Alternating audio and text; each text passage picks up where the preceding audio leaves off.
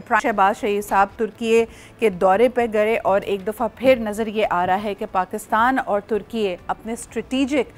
जो रवाबित हैं उनको मज़ीद मुस्तहकम कर रहा है, मज़ीद उसको स्ट्रेंथन कर रहा है। अच्छा, तुर्की के साथ जो पाकिस्तान के रवाबित हैं उनके बारे में तो हम जानते हैं, लेकिन एक साथ जो ख़ास तौर पर अभी हालिया कॉन्फ्लिक्ट में पाकिस्तान और आज़रबाईजान की एक पेज पे होना, साथ होना नज़र आया है, इसने कई लोगों को चौंका दिया है। आपको ये भी बताते चलें कि इस सारे सिचुएशन के बाद भारत की तरफ से जो डायरेक्ट फ़्लाइट्स थी तुर्की और आज़रबाईजान, इनको कैंसिल किया गया और एक तरह से इनके बॉयकॉट और इनके बैन का ऐलान किया गया है कि भारत से सयाह तुर्की और आज़रबाईजान नहीं जाएंगे। ऑन दी अदर हैंड, जब प्राइम मिनिस्टर शहबाज शरीफ साहब की एर्दोगान साहब से मुलाकात हुई, उन्होंने ना सिर्फ ये कि अंकारा का शुक्रिया अदा किया, ख़ास तौर पे इस कॉन्फ्लिक्ट के सिनारियो में, इस यलगार के ऊपर जो पाकिस्तान पे मुसल्लत की जा रही थी, इसके अलावा ये भी उन्होंने कहा कि जो कोर कंसर्न्स हैं, यानी मसला कश्मीर एक कलीदी नुक्ता है भारत और पाकिस्तान के बीच में, और एक दफ़ा फिर तुर्की ने इस बात की यकीन दहानी कराई कि तुर्की पाकिस्तान के साथ खड़ा है। इसके अलावा उन्होंने कहा कि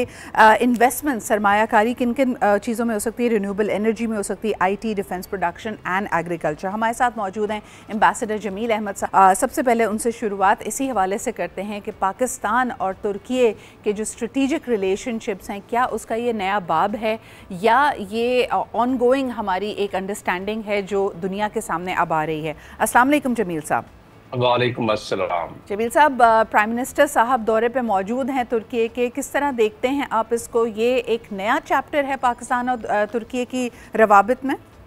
नहीं, हमारा तो चैप्टर पुराना चला आ रहा है, लेकिन ये अब नई बुलंदियों की तरफ गामजन है जो हमारे ताल्लुकात हैं, और ख़ास तौर पर ये 4 रोज़ा जो हमारी जंग थी इंडिया के साथ, उसमें जिस अंदाज में तुर्की ने हमारा साथ दिया, रजब एर्दोगान साहब ने हमारा साथ दिया, उनकी पूरी कौम ने साथ दिया, तो उसके शुक्रिया के लिए भी प्राइम मिनिस्टर उधर गए हैं और साथ साथ फिर अपने साथ बड़ा डेलीगेशन लेके गए हैं, जिसमें कि वो डेलीगेशन टू डेलीगेशन वो आपस में उनके दोबारा उन बातों पर जो 24 हमने पिछली मरतबा एग्रीमेंट और MOU साइन किए थे, उस सिलसिले में उसको आगे बढ़ाने के लिए एक तसलसल है। उस तसलसल को, क्योंकि जब तक $5 बिलियन तक ये ट्रेड नहीं पहुंच जाती, उस वक्त तक दोनों लीडरान ने ये तहैया किया हुआ है कि ट्रेड के लिहाज से अपनी जगह पर, लेकिन उसके साथ साथ जो इस वक्त तगय्युरात हैं जियो पॉलिटिक्स के, उन तगय्युरात पर भी आपने देखा कि जिस अंदाज में जब एर्दोगान ने इसका जिक्र किया इस मामले में कि हमारी इंटेलिजेंस शेयरिंग भी होगी, हमारी डिफेंस प्रोडक्शन भी होगी, हमारे बायलैटरल रिलेशन में मजीद बढ़ावा भी दिया जाएगा, जिस अंदाज में दोनों ने मिलकर गजा को कंडेम किया है दोबारा एक मरतबा, हालांकि वहाँ जुल्म और बर्बरियत की दास्तान और ज्यादा बढ़ गई है। 77% आपकी तवज्जो दिलाना चाहूंगी कि ऐसा लग रहा है, आज के जो अखबारात भी कह रहे हैं और दुनिया भर के जो पॉलिटिकल और डिप्लोमेटिक पंडित्स का मानना है कि इस वक्त भी पाकिस्तान और भारत के बीच में जो अब जंग है वो शायद सफारती कॉरिडोर्स में चली गई है। उस बैटल फ्रंट पे पाकिस्तान और भारत दोनों ही कमर बस्ता हैं कि अपने लिए सिचुएशंस को अपने हमायत में लेके आना है।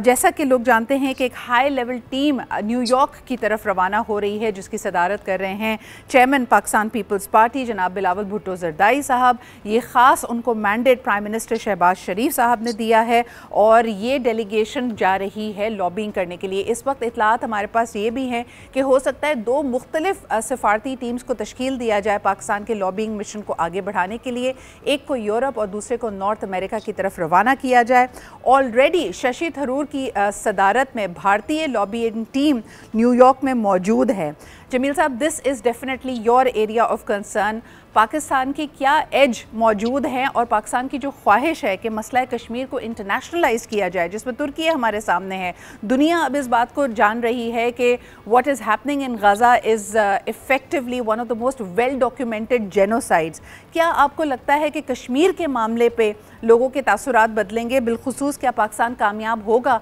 इसको इंटरनेशनलाइज करने में? जी, कश्मीर तो इस 4 रोज़ा जंग के दौरान उभर कर दोबारा सामने आ गया है, क्योंकि लोगों को, दुनिया अक़वाम को ये पता पड़ गया कि इस वक्त अगर दुनिया में सबसे बड़ा कोई ऐसा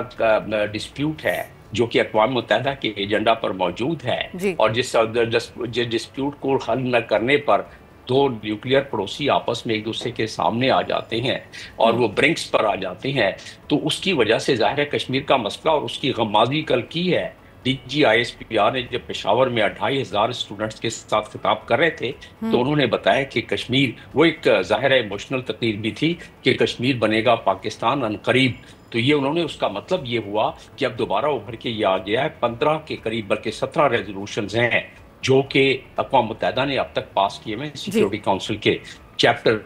6 के तहत। अब वक्त आ गया है और नजर आता है कि दुनिया को इस बात का इदराक ज्यादा बढ़ गया है कि ये मामला कहीं उस हद तक ना पहुंच जाए कि दुनिया उसकी लपेट में आ जाए, जिसकी वजह से एब्सोल्युटली। और इसके 3 नकात का जिक्र करते हुए बिलावल भुट्टो ज़रदाई साहब ने कहा कि अगर पाकिस्तान और भारत के बीच में कोई भी डायलॉग होता है उसके 3 अहम पिलर्स होंगे। नंबर 1 मसला कश्मीर, नंबर 2 पानी का मसला, और नंबर 3 दहशतगर्दी, जिसको हमेशा भारत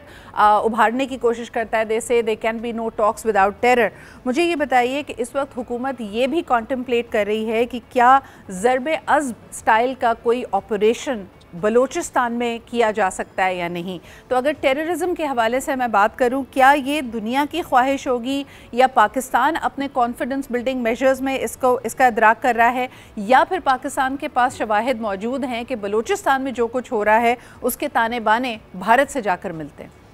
दुनिया में जब से अक़वाम मुत्तहिदा का रेजोल्यूशन 1267 पास हुआ तकरीबन 15-18 साल पहले, उस वक्त से दुनिया बड़ी सेंसिटिव है और उसके बाद बहुत सारे और रेजोल्यूशन पास हो चुके हैं। टेररिज्म के बारे में बहुत सेंसिटिव है, और जाहिर है पानी के मामले में तो हमारी पूरे कायदीन ने और अकाबरीन ने बड़े वाज़ेह तौर पर दुनिया को बता दिया कि इंटरनेशनल लीगल फ्रेमवर्क के अंदर रहते हुए हमने जो बताया है कि ये तो डिक्लेरेशन ऑफ जंग है, क्योंकि गोलियों और बारूदों से तो नहीं मारा जाता है, बमों से तो नहीं मारा जाता है, लोगों को पानी बंद करके भी मारा जा सकता है। तो उस लिहाज से डिक्लेरेशन ऑफ वार का तो दुनिया इसमें सेंसिटाइज है। हालांकि कल शाम की खबर है कि इंडिया पूरी अपना एक 10 साला मनसूबाबंदी बना रहा है 10 डैम बनाने के लिए, लेकिन पाकिस्तान को ज़ाहिर इस चीज़ का इदराक है और पाकिस्तान ने इसका वार्न कर दिया है। रहा सवाल दूसरा मामला कश्मीर का, वो मैंने बताया कि खुद उभर के आ गया है, वो आसान मामला अब हो गया है, हालांकि बहुत पुराना मामला है। लेकिन तीसरा मामला जो टेररिज्म है उसमें टाई पड़ेगी। टेररिज्म टाई, क्योंकि शशि तहूर को मैं ज़ाती तौर पर जानता हूं, जब मैं अक़वाम मुत्तहिदा में वहाँ तैनात था तो इसको मैंने अंडर सेक्रेटरी जनरल के तौर पर देखा है। बिलावल भुट्टो को भी ज़ाती तौर पर मैं जानता हूँ, उनके परफॉर्मेंस को भी जानता हूँ, तो उस लिहाज से मुझे पता है, मुझे इल्म है कि यही टाई सबसे ज़्यादा रहेगी, क्योंकि भारत का एक बहुत पुराना डॉक्ट्रिन वो तबाह बर्बाद हो गया है इस जंग के बाद, क्योंकि वो कहते हैं कि मीडिएशन नहीं की इसने, यूएस ने, अमेरिका ने, लेकिन 9 मरतबा ट्रंप ने Pakistan is going to push for, जैसे भारत बार बार इस बात को हाईलाइट करता है कि पाकिस्तान में टेररिज्म पनप रही है, Pakistan is at the receiving end of it. हम विक्टिमाइज होते हैं, हमने बहुत सारी कुर्बानियाँ दी हैं जिसमें मासूम बच्चों से लेकर निहत्ते हमारे शहरियों तक सैकड़ों हज़ारों लोग शामिल हैं। लेकिन ये भारत की ख्वाहिश पे नहीं हो सकता। उनकी अगर ख्वाहिश है और उनका एक अपना तरीक़ेकार है चीज़ों को देखने का, खुशदार में हम देखते हैं कि बच्चों की बस के ऊपर हमला होता है। Is this the reason, is this now time, जैसे हमने APS अटैक के बाद देखा था कि ज़र्ब-ए-अज़्ब लॉन्च किया गया था KP areas and adjoining areas जहाँ हमारे बॉर्डर अफ़गानिस्तान से मिलते हैं, क्या आप समझते हैं कि बलूचिस्तान में ज़र्ब-ए-अज़्ब की नौइयत का कोई ऑपरेशन होने वाला है? नहीं, डेली बेसिस पे इंटेलिजेंस बेस्ड ऑपरेशन हो रहा है और उसमें तेजी आना एक लाजमी सी बात है, वो तेजी आती रहेगी। उसमें उसको नाम कोई भी दे ले, लेकिन उसकी ज़ाहिर वक्त की ज़रूरत है। मैं जिस इसका जिक्र कर रहा था कि वो भी इससे जुड़ा हुआ है, क्योंकि जब तक हम इसको इंडिया के ताने बाने नहीं काटेंगे, अपने सरजमीन पर अफगानिस्तान के जरिए, TTP के जरिए, BLA के जरिए जब तक जो टेररिज्म करवाई जा रही है और इस नैरेटिव को जब तक हम दुनिया के सामने उजागर नहीं कर सकेंगे, हमारी कामयाबी में कमी रह जाएगी। ये मैं कहना चाहता था। और शशि तहूर इसी मामले में आगे निकलने की कोशिश कर रहे हैं कि पाकिस्तान जब भी कोई होता है टेररिस्ट एक्ट इंडिया में, तो पाकिस्तान उसके पीछे उसका लिंक निकलता है। I can only say one thing कि इंडिया की बड़ी तैयारी थी, उनको एक दफ़ा फिर इस खाम ख्याली में शायद वो मुब्तला थे कि पाकिस्तान सफारती तौर पे, इक़्तिसादी तौर पे अकेला पड़ गया, इसलिए बहुत बेहतरीन वक्त है उनके अटैक करने का। But as a lot of people have pointed out कि with this misadventure they've put Pakistan back in the headlines and as a mature, wiser nuclear power, क्योंकि हम किसी भी पॉइंट पे एक जिंगोइज्म का या फेक न्यूज़ का, फेक इन्फॉर्मेशन का शिकार नहीं हो रहे थे. Now it's time for Pakistan to take the benefit of this in the diplomatic arena as well. इसी के साथ बहुत बहुत शुक्रिया हमारे साथ मौजूद होने के लिए.